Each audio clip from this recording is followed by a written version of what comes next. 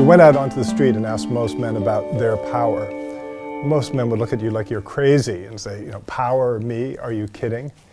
So why is there this disconnect between the real world of men's power that still exists in spite of some real progress and the experience of individual men?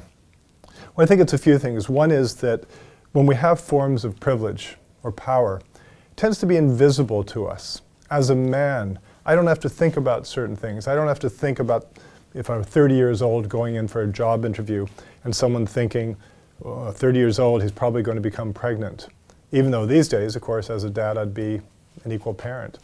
There's a lot of ways that men still have power. It's often invisible to us. But I think there's also something even more interesting, and that's what I think of as the paradox of men's power. The ways that we have defined men's power, the ways we raise boys to be men, come with a set of expectations that none of us can live up to.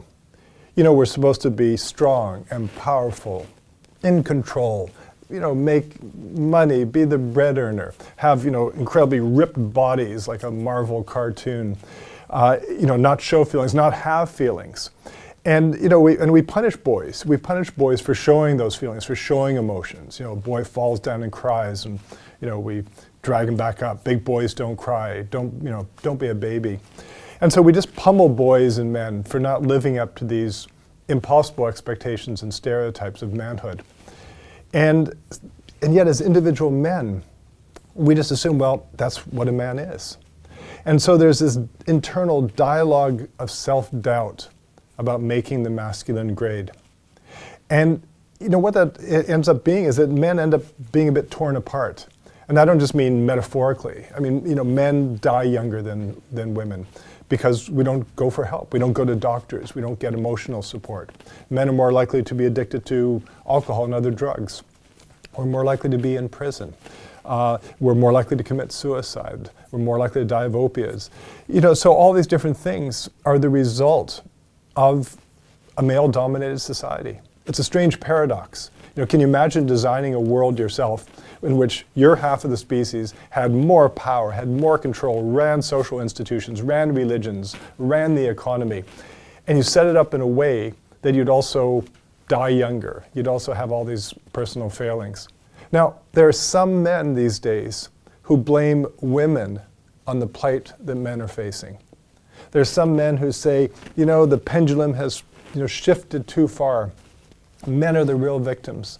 I don't buy it. I don't buy it at all. I don't think women are to blame for the pain, the plight that men do feel. They've been brought up with a set of promises and expectations.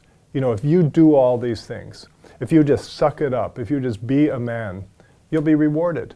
You know, you'll be rewarded with jobs and sex and, you know, social acclaim or whatever it might be. Well, the world doesn't work like that. It doesn't work like that, period. But it particularly doesn't work like that nowadays. The world has changed. And so men can't just come along assuming, well, it's still going to just all be in my favor. I mean, we've had this 8,000 or 10,000 year long affirmative action program for men. And that's the way it's been. You know, men haven't had to compete with half of the species for jobs, for positions of power or influence. We've gotten to rule the roost and call the shots. And the rug's been pulled out from under that. And it's not, you know, it's not women to blame. It's not women to blame. It's the society that devised that whole mess in the first place.